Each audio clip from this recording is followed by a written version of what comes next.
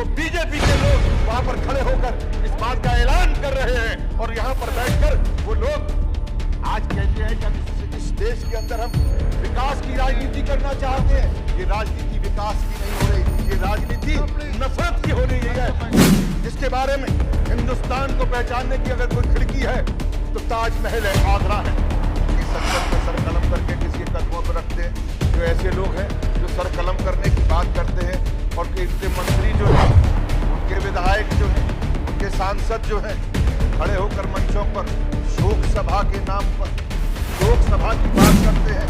उसमें संवेदना नजर नहीं आती, बात नजर आती है बंदूकों की, बात नजर आती है गोलियों की, बात नजर आती है, बात कही जाती है लाठियों की, बात कही जाती है रेखाएं खींचने की। जिस तरह से मुझे जो भय है, मैं भय से शुरू करता हूं। ये मनी बिल बड़ी खतरनाक सी एक चीज आ गई है, पहले भी था लेकिन अब लगता है रामबाण मिल गया है, क्योंकि इस रामबाण से राज्यसभा के सदस्यों का उनकी सलाह का जो एक हक है वो लगता है कभी भी नजरअंदाज किया जा सकता है। वैसे भी इस बजट के अंदर मुझे समझ में नहीं आ रहा कि जनता के लिए बजट है, जनता का बजट है। मैं क्षमा चाहूंगा वित्त मंत्री महोदय, बहुत अरसे से जानता हूं आप बुद्धिमान थे, बुद्धिमान हैं और शायद बुद्धिमान आगे भी रहेंगे, लेकिन अब आप समझदार भी हो गए हैं और ये समझदारी हमें सीखनी भी पड़ती है आपसे। आज मुझे अजीब सा लग रहा है कि ये गणित ही गणित नजर आ रही है, समाज का सरोकार कहाँ है, जनता का सरोकार कहाँ है। स्मृति जी बैठी हैं, मुझे बहुत अच्छा लगा। थोड़े दिन पहले मैंने सुना था कि इन्होंने चांदनी चौक से भी चुनाव लड़ा था और ईश्वर इनको और जो है गहने दे, अच्छे गहने बनवाएं, इनको एक पवित्र मंगलसूत्र जो पहना हुआ है ऐसे जिंदगी इनके गले में ऐसे ही रहे, मैं इसकी कामना करता हूं। क्योंकि मैं जिन लोगों के बारे में ये बोल रहा हूं, no it's not a personal, on the contrary, मैं आपका सम्मान करते हुए कह रहा हूं कि नारी का सम्मान करना इस देश के अंदर सबसे पहले होता है जवाहरात के साथ में, गहनों के साथ में, पर हमारे परंपरा से चला आ रहा है, संस्कृति से चला आ रहा है। लेकिन आज दुर्भाग्य ये है कि हम बात तो करते हैं कि हम लोगों को हम मेक इन इंडिया करेंगे, हम बात करते हैं मेक इन इंडिया के साथ साथ स्किल जॉब को बढ़ाएंगे, लेकिन जिस मेक इन इंडिया को, जिस स्किल को बरसों से जो लोग चला रहे हैं, आज उनके खिलाफ साजिश की जा रही है। मेरा मानना यह है कि अगर 1% का जो एक्साइज लगाकर आप 1% सोचे, आप किसानों की बात करते हैं, किसान जो बेचारा अपनी बेटी की शादी में जेवर लेकर जाता है, अगर वो एक्साइज लग जाएगी तो 12.5% कटेगा। आप अगर इस तरह से करके बात करेंगे तो आप तो बात करते मैं आपसे सिर्फ बात ये कहना चाहूंगा आपके माध्यम से, आप तो बात करते रहिए, वो जवाब बाद में देंगे, वो बाकायदा जवाब दें। लेकिन मैं ये कहना चाहूंगा कि किसान अगर अपना जेवर लेकर जाता है और जेवर अगर वो बेचता है और उसके बाद दूसरा जेवर लेता है तो खरीद फरोख्त के अंदर 12.5% का नुकसान होता है उसको। इस नुकसान को बचाने के लिए किसान को वो बेचारा जाएगा क्यों, बेचेगा क्यों, उसने अपने बुरे वक्त के लिए, अपनी बेटी की शादी के लिए वो रखा है। आपने बहुत सारी चीजें की, कर्मचारियों का आपने जो है ईपीएफ जो है टैक्सेशन जो है वो वापस ले लिया, बड़ी अच्छी बात है, लिया आपने। लेकिन आप किस तरह की इन सेंसिटिव चीजें कैसे कर सकते हैं कि आप जो है, आपने तो पीएचडी की है इस सब्जेक्ट पे, आपने भी की होगी मान्यवर, मैंने की नहीं है क्योंकि ना तो मैं समझदार हूं और ना मैं पढ़ा लिखा हूं, लेकिन समाज के सरोकार से मेरा रिश्ता है और आज भी और कल भी था, मेरा पेशा भी वही कहता है और मेरे पेशे ने भी वही रखा। इसलिए उस पेशे के जरिए मैं आपसे कहना चाहूंगा, अपनी समझ के जरिए जो भी मेरी थोड़ी बहुत लोगों के बीच में खड़े होकर देखी है कि आपने टैक्सेशन को लेके, टैक्सेशन उन्होंने वापस तो आपने ले लिया, लेकिन आप इस तरह से किसी की आप पूरी की पूरी सामाजिक व्यवस्था है उससे कैसे अनदेखा कर सकते हैं।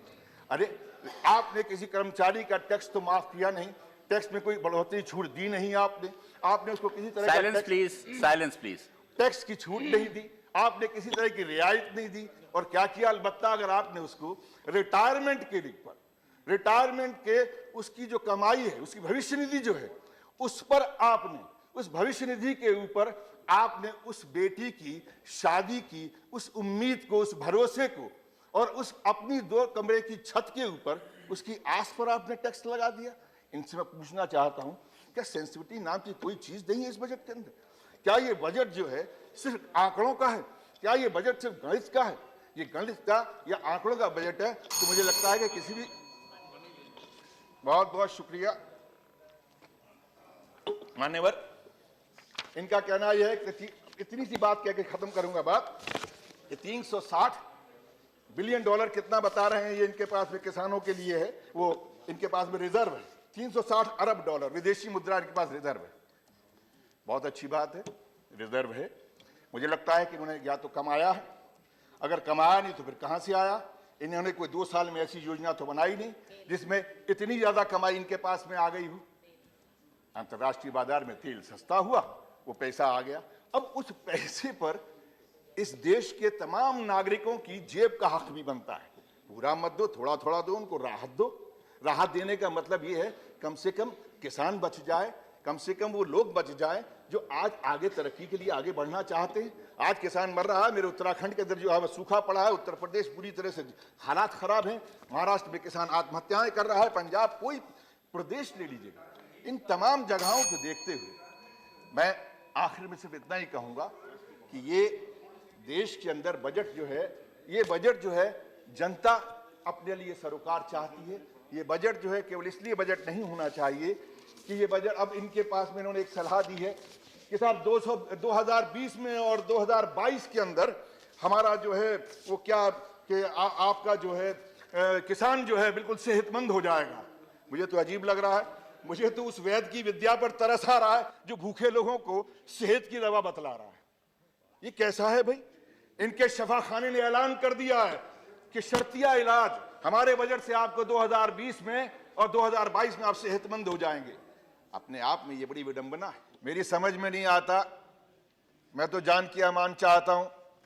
जिस तरह के हालात आज बन गए कि संसद में सर कलम करके किसी के कदमों पर रखते हैं, जो ऐसे लोग हैं जो सर कलम करने की बात करते हैं, और इनके मंत्री जो हैं, उनके विधायक जो हैं, उनके सांसद जो हैं, वो खड़े होकर मंचों पर शोक सभा के नाम पर शोक सभा की बात करते हैं।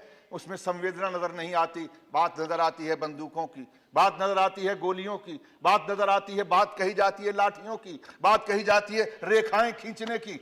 मैं उस शहर में पैदा हुआ हूं और आप मुझे 1 मिनट दे रहे हैं जिस शहर में मैंने मुसलमान को, मुल्ला को राम राम कहते हुए सुना है, और हिंदू को जब गमछा बांध के जमुना के किनारे से निकल रहा होता है तो कहता है मौलाना साहब सलाम वालेकुम। मैं उस खसखस का आदमी हूं। मैंने वो ऊंचाइयां पे चढ़ाई पे चढ़ते हुए उस घर में रहा हूं, कोयला वाली बस्ती में, जहां पर लोगों को मैंने उस शरणार्थी रहते थे, वो चलने वाले सरदार को कहते थे सत श्री अकाल। मौलाना भी कहता था और वो हिंदू भी कहता था।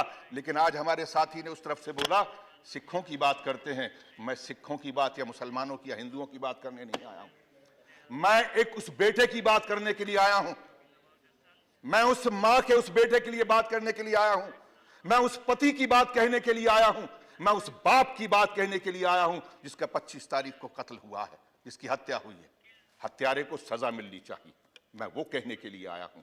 लेकिन उस हत्यारे के बिना पर आगरा, जो दुनिया के अंदर मोहब्बत का शहर कहलाता है, सिटी ऑफ लव, जिसके बारे में हिंदुस्तान को पहचानने की अगर कोई खिड़की है तो ताजमहल है, आगरा है। ये वो सूरदास का शहर है, ये वो शहर है नजीर अकबर आबादी का, ये शहर है मोहब्बत का, जहां पर शाहजहां और मुमताज की मोहब्बत को देखने के लिए दुनिया के लोग उस शहर के सामने तस्वीरें खिंचवाने आते हैं, उस पटरी पर बैठते हैं। मुझे मालूम है गृह मंत्री महोदय यहां पर बैठे हुए हैं, और मैं इसलिए भी उनका आदर करूंगा कि उस प्रदेश के मुख्यमंत्री रहे हैं। उन्होंने मोहब्बत की बात को, वहां पर चाहे कुछ भी रहा हो पार्टी का, लेकिन उन्होंने मोहब्बत के साथ में वहां के लोगों का दिल जीतने का कोशिश किया है। मैं शुक्रिया अदा करता हूं कि जब वो मुख्यमंत्री थे तो अगर वहां पर किसी एक व्यक्ति की अगर वहां पर हत्या हुई थी, मैं वहां पर हत्या वाली जगह पर खड़े होकर मैंने इनको फोन किया था, मुख्यमंत्री ने मेरा फोन उठाया था और उस हत्यारे को सजा देने के लिए उन्होंने वादा किया था, जबकि इन्हीं की पार्टी का एक सभासद था। मैं इसलिए इस बात को कहना चाहता हूं, आज मैं फिर आपसे गुहार करने के लिए आया हूं। आज आप इस देश के गृह मंत्री हैं। मैं आप माननीय महोदय कहें तो मैं बैठ जाऊंगा।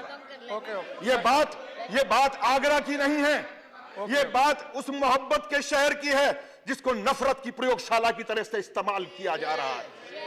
मैं उस शहर की बात कर रहा हूं, आगरा शहर।